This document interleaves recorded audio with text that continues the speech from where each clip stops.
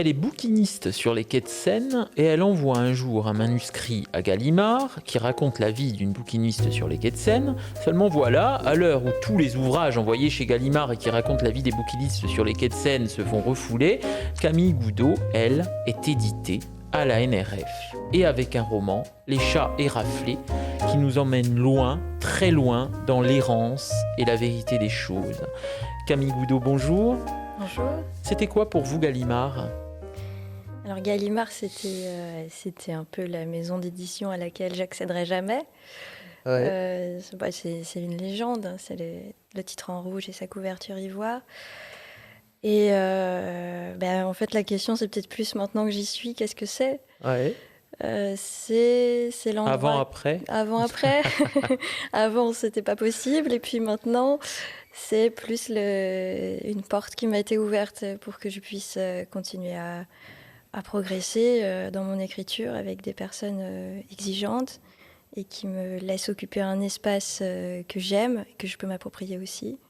Donc c'est très très agréable et c'est une chouette aventure. Comment elles ont parlé, ces personnes, de votre écriture ? Comment ont-elles légitimé ce choix ? Eh bien, je ne sais pas trop. je sais pas vraiment. Elles vous ont dit des choses sur vous, même si c'est peut-être un peu impudique. Dites-les nous, qu'est-ce qu'elles ont dit de vous ? Elles ont dit que mon écriture était directe. Ce que je sais du roman, c'est que c'est l'énergie du personnage qui leur plaît. Oui. Voilà, j'ai entendu que j'avais un style particulier, mais je m'en rends pas trop compte. Il faut que ça leur plaise vraiment, hein, parce qu'effectivement, comme je le disais en introduction, c'est extrêmement difficile d'accéder à Gallimard. Alors, il a fallu un coup de foudre. Eh bien, peut-être que c'était ça. Parlez-nous des chats éraflés, votre roman que j'ai pris beaucoup de plaisir à lire. Alors, l'objectif, c'était de raconter comment on arrive dans l'âge qu'on dit adulte, avec ses valises d'enfance, et comment on construit un sens à nos vies, parce que je crois qu'on fait partie... Moi, je fais partie d'une génération qui a beaucoup de mal à trouver sa route. Vous êtes né en 90 ? En 90, ouais. Il y a dans mon entourage beaucoup de gens qui sont retournés chez les parents, qui ont changé de métier, qui sont repartis dans d'autres directions. Enfin, c'est tout un tas de cheminements qui sont très difficiles. Et j'ai voulu parler de ça et aussi de comment malgré tout ce qu'on porte sur soi comme choses qui peuvent être lourdes, on arrive à accéder et à s'approprier une liberté. Et à quel point cette liberté, elle est importante. Voilà. Et puis j'ai voulu raconter aussi l'apprentissage de mon métier de bouquiniste que j'ai commencé à pratiquer il y a une dizaine d'années. Ah oui, vous étiez très jeune. J'étais très jeune, c'était mon job étudiant. Ah ouais. Donc là encore un coup de foudre avec ce métier. Complètement. Vous ne vous y attendiez pas ?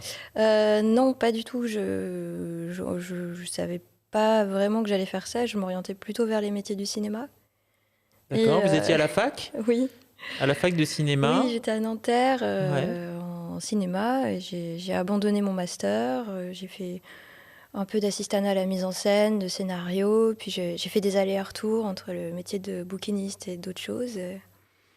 Et finalement, j'ai compris que c'était un peu le seul endroit, les quais de Seine, où je pouvais m'installer et être justement suffisamment libre pour pouvoir me mettre à écrire. Donc c'est cette liberté de bouquiniste qui vous a permis d'accéder à l'écriture ? Oui. En fait, l'objectif pour moi, c'était l'écriture. Et il fallait que je trouve un rythme de vie qui me permette de le faire et de gagner un peu d'argent en même temps. L'histoire des chats éraflés, c'est une histoire de fille qui, en quelque sorte, vit en pensant à sa mère. Il y a une sorte de constante. La pensée, penser et ne pas penser, je dirais. C'est-à-dire penser et s'efforcer de ne pas y penser, ou penser et ne pas y croire, ne pas croire en la rencontre, puisque c'est une fille qui s'est sentie abandonnée par sa mère, qui l'a été effectivement sur bien des plans. Est-ce qu'il y a quelque chose de biographique ? Pas vraiment. Enfin, l'abandon, c'est une question qui me travaille parce que je voulais parler du manque C'est des histoires que j'ai souvent entendues de gens qui m'entourent.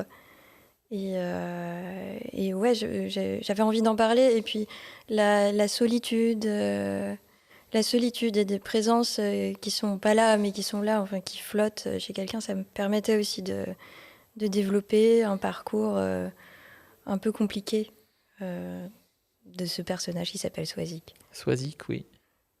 Swazik qui aussi, comme ça, qui est à la campagne chez ses grands-parents, Mhm. qui l'élèvent.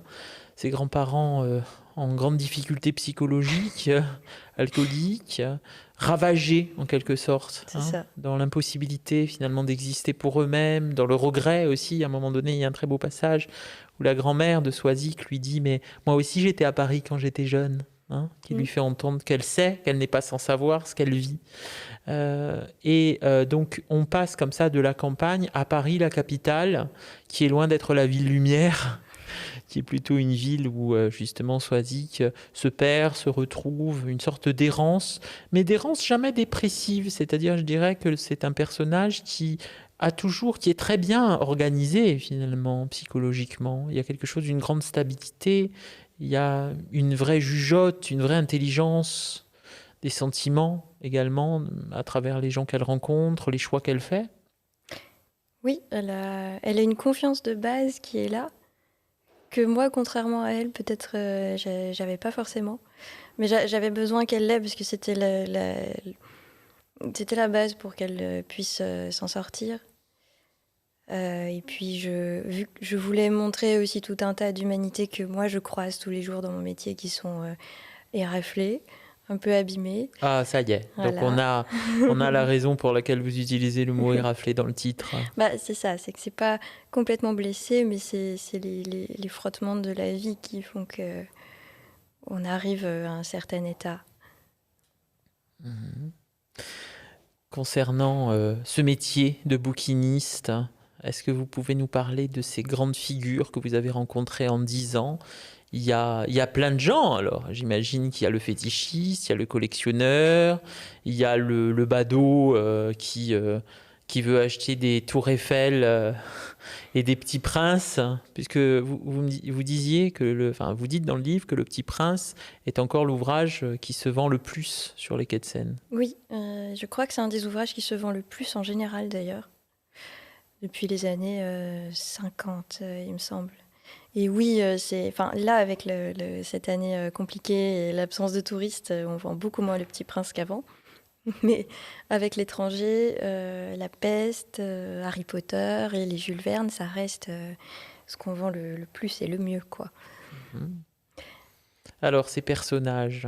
Alors, ces personnages, ceux que j'ai croisés, il y en a une quantité tellement énorme. Oui. Lesquels vous viennent comme ça? Faites confiance aussi à ce qui surgit. C'est compliqué parce que on a autant de gens,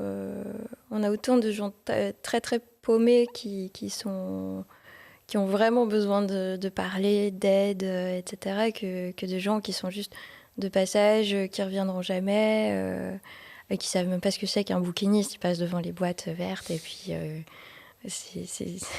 Ouais. Enfin voilà. Mais... Ils vous demandent ce que c'est? Oui, on me demande souvent ce que c'est ici. Du coup, il faut réexpliquer qu'on est bouquiniste et c'est rigolo en même temps. Mais c'est vrai qu'on est à la fois connu dans le monde entier et puis parfois on a des gens qui arrivent et qui savent pas ce qui se passe. Mhm. Est-ce que vous avez des gens qui savent ce qui se passe, qui viennent vous voir avec des demandes précises? Oui. Oui, j'ai pas mal d'habitués parce que moi je fais vraiment quasiment que du livre. Donc je suis en train de développer une clientèle un peu comme ça. Après, il y a des gens qui cherchent des choses précises que moi je vais peut-être aller chiner pour eux ou que je vais aussi les orienter vers d'autres collègues dans ces cas-là, parce on est tous spécialisés dans un ou plusieurs domaines. Donc ça, il faut le savoir et orienter les gens. Le roman, vous l'avez écrit entre deux clients? Non. Le roman, je l'ai écrit vraiment quand j'étais pas sur les quais. Sur les quais, j'ai vécu beaucoup de choses, j'ai pris beaucoup de notes. Et il y a des scènes du roman que j'ai vécues, qui font partie de ce que moi j'ai traversé sur les quais. Mais c'est vrai que c'est un peu impossible d'écrire sur les quais, quoi. C'est vraiment des notes. Ou parfois aussi, quand j'ai une scène intéressante qui se passe devant moi, je l'enregistre sur mon téléphone pour avoir la voix des gens. Alors moi j'étais à votre signature en extérieur, hein, évidemment, sur les quais, et je suis venu acheter votre livre. Et je me suis posé la question, en voyant votre entourage comme ça immédiat, je me suis dit, est-ce que les personnages du livre existent? Pas vraiment, disons que parfois je fais des mélanges de plusieurs personnes que je croise et je crée un personnage comme ça. C'est plutôt ça qui se produit. Mhm. Et ça va suivre aussi le besoin. Le centre, c'est Swazik. Et après, il va y avoir les besoins de l'histoire et de mon personnage. Et je vais créer les autres à partir de ça. Mais j'ai toujours, j'ai des collègues bouquinistes qui lisent le livre et qui aiment beaucoup et qui sont tous en train de se demander alors qui est qui et qui parfois font complètement fausse route et c'est très drôle et du coup je les laisse. C'est assez rigolo aussi. Qu'est-ce qui va vous arriver ensuite, Camille Gaudot? Je sais pas. Je vais écrire un deuxième roman. Ouais. Voilà. Et puis bah, c'est tout. Ouais. Et vous allez prendre des notes sur les quais de Seine, ou bien ce sera quelque chose qui nous emmènera ailleurs? Ce sera quelque chose de complètement différent. Vous le savez déjà, j'ai l'impression qu'il y a déjà une idée fixe. Oui, j'ai déjà. Oui. Ah, Oui, oui. vous êtes en train de l'écrire? Oui, absolument. D'accord. Je- Et oui, Non, qu'est-ce que c'est Camille Goudot qui écrit? Euh, Vous avez bon caractère quand vous écrivez, vous non. détestez le monde entier? Non, je déteste personne. Mais non, je passe par un peu toutes les phases de tristesse, de colère, de joie. Je m'arrête, je sors, je vais faire des courses, après je reviens, je m'y remets, j'y arrive pas. Enfin, Ouais. Je travaille le matin, tôt en général, vers 5-6 heures. Et j'essaye de faire 4 heures par jour. Ah oui, Mhm. donc il y a une vraie astreinte. Oui, Et ça vous cadre, ça vous contient. ça me cadre et si je le fais pas, je me sens pas bien après. Je me sens coupable. Vous demandez pardon. Oui, c'est ça. Vous allez à l'église, C'est ça. L'église, j'adore.